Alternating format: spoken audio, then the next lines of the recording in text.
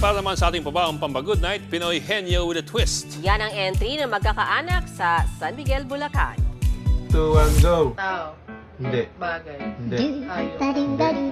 Hindi. Eh ano?